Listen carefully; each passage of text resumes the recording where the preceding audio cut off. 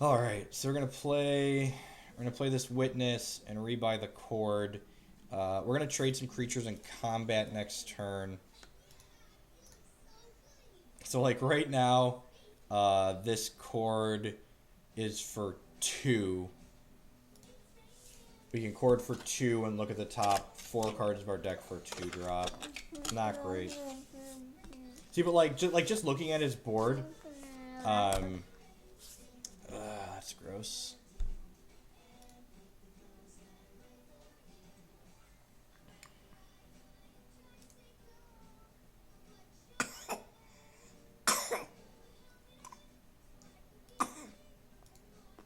See, like, his entire deck just, like, stops working if we would have drawn a Restoration Angel in 17 cards, so...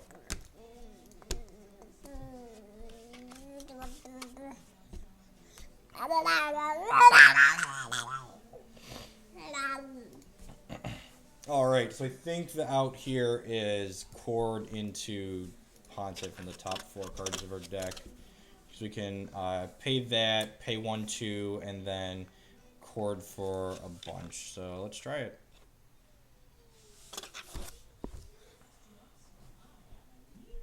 So...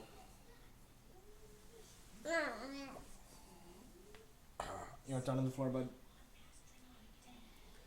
So I need to click on this. So we did that, and then we can Chord for 3. Yeah, I think we just have to. We're dead if we don't hit Pontiff, so...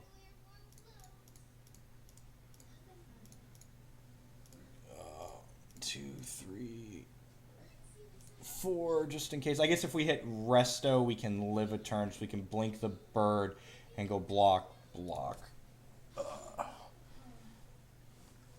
We could hit Pia also. Okay, yeah, so Pia and Resto and... Alright, so we had 6 hits in the top 4 cards of our deck, and we just got savaged, so... It's fine. This deck is full of bad cards, and our deck is full of reasonable cards, so we'll probably win the next 2 games. Board out.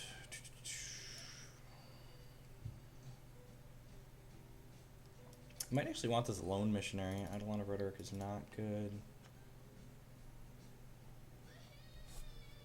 No, we want to Chord with the bird because if we hit Pia, we want to be able to block with 2 tokens. And if we hit Resto, we can blink the bird and then block with bird and Resto. So like, yeah, like we got really unlucky to lose that game, but it happened. So EE.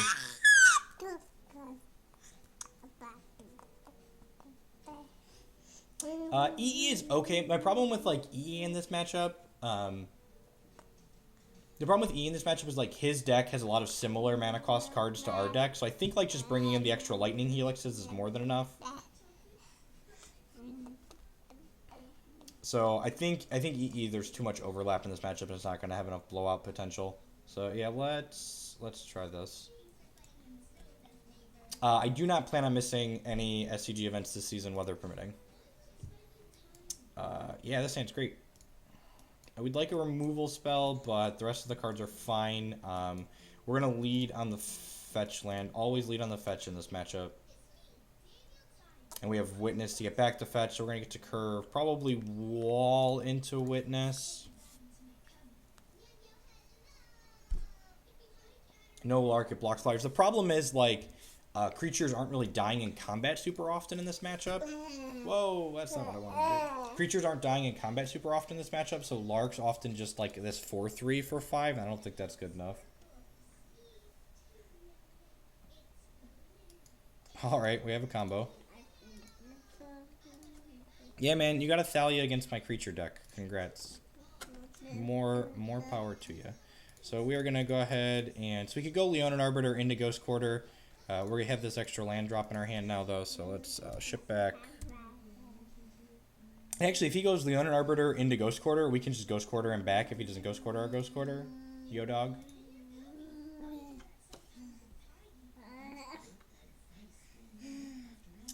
It's funny, I'm actually writing a deck talking about people saying this deck is difficult to pilot. I've got an article partially written. So we're just going to go ahead and fetch Basic Mountain here. And I'm going to Resto Witness now while he can't get our land back.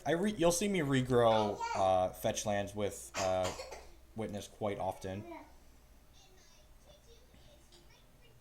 So if he taps out here again, he just dies to the Kiki, unless he taps out for Mind Sensor or Leonin Arbiter, in which case this fetch land costs us mana to use. Yes, I would. Thank you. Get that one.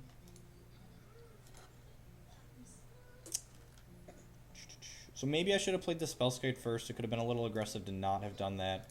We're just going to crack this now and get maybe an untapped land, actually. Yeah, I think so. Let's get an untapped land and go... What's so funny? Spellskite, Scavenging Ooze, Voice of Resurgence. Go. Yeah, free run. He paid 2 mana to give us a land, and the creature that he killed drew a card. Like almost everything we've put into play has drawn a magic card, essentially. I mean, like, even I make mistakes. Like, no one plays perfectly. Yeah, so far the Thalia has definitely been, like, a huge tempo hit on him. And now we're going to enter the portion of the game that he usually doesn't win. It's the Kiki copying things portion of the game. So Kiki is going to copy... Kiki's going to copy Voice of Resurgence here. And then Voice Token Sacrifices at the end step to make a thing, so... He just can't beat elementals every turn. We've got Spellskite protecting Kiki, so we should beat him down pretty quickly.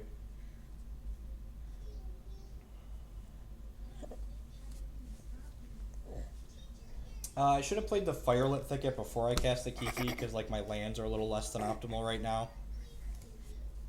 So that's a small mistake that I made. Man, Kiki Voice is plan A, Kiki Resto is plan B.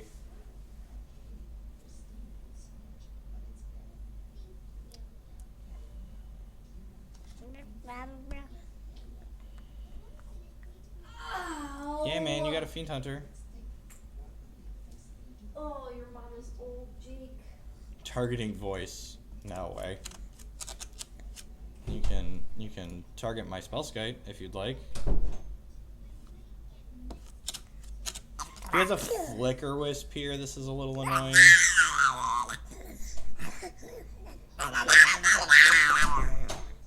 That playing you up there with toys?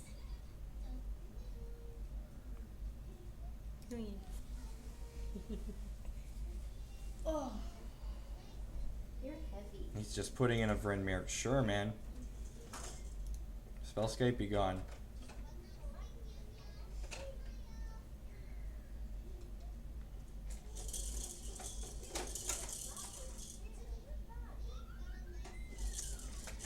I think I want to hold this path for now.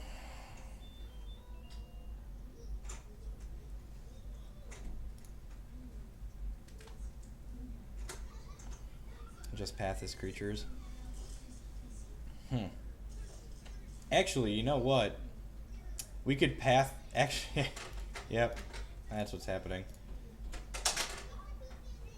Oh, they cost 3. Paths cost 3. Alright. So paths cost 3. So let's start by...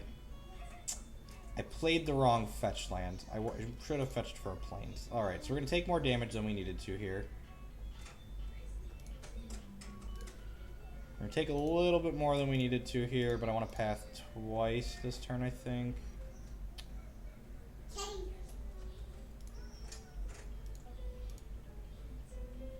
So let's path Vrinmere, and then we'll Kiki Witness and get back path, and path to get our Spellskite back. We're playing 1 Raging Ravine in our deck for flexibility.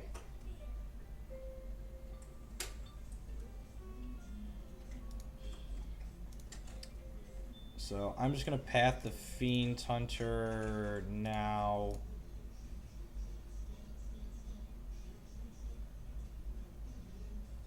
Get our spell Skype back.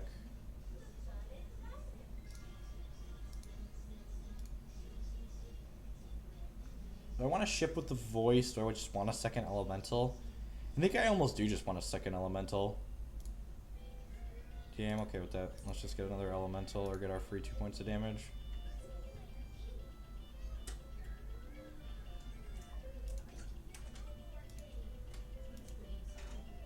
Yeah, so we just like got another 8/8. I think I want to keep kikiing the Eternal Witness to rebuy Path, and like worst case we can kiki Eternal Witness and rebuy the voice if we decide we want the voice again.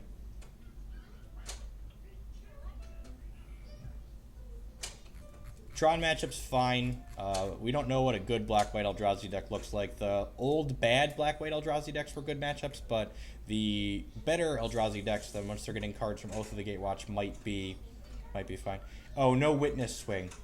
That was an oversight. Should have attacked with the Witness token. You are correct.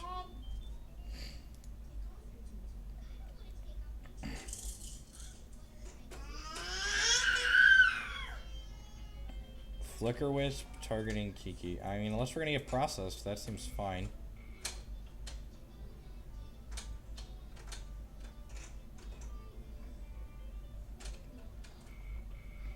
So I put myself a little bit lower. I put myself a little bit lower life total wise than I'd like from poor fetching, but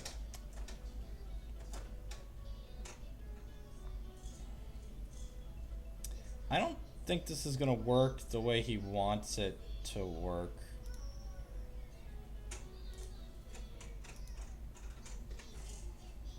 So I'm pretty sure my Kiki comes back at the end stuff. I guess I could be wrong, but no, the Kiki should come back because it's all one trigger, right? Yeah, it's not two. That's fine.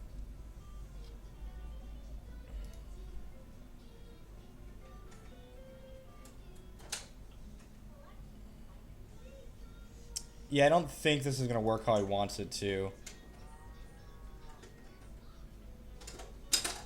Well, I mean, we will have Kiki next turn, because it comes back in at his end step.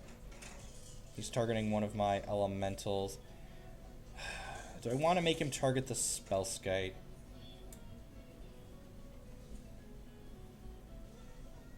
I don't think... I think I'm okay with him being... Nah. The elementals are going to turn into... Yeah...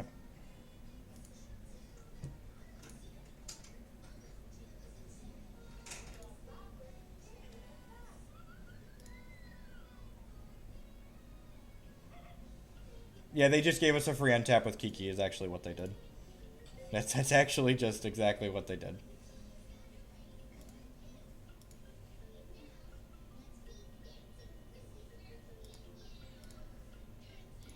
I'm going to eat this now. It's probably going to need to happen. So let's path a Flicker Wisp. And he can't even search for these because he has a Leonin Arbiter on the table. This is so great for us. And now we're going to Kiki the Witness again. We're going to path this other one.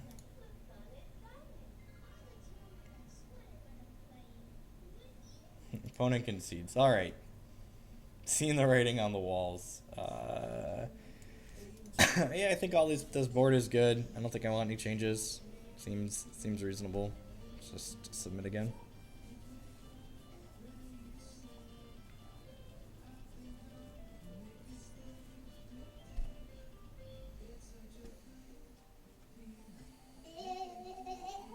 Won't you take me to Value Town? That could have only been better if it was Lightning Helix. Like, Lightning Helix would have just, like, the game would have been more over than it actually was there, because we would have just been, like, getting out of reach of his flying creatures, too.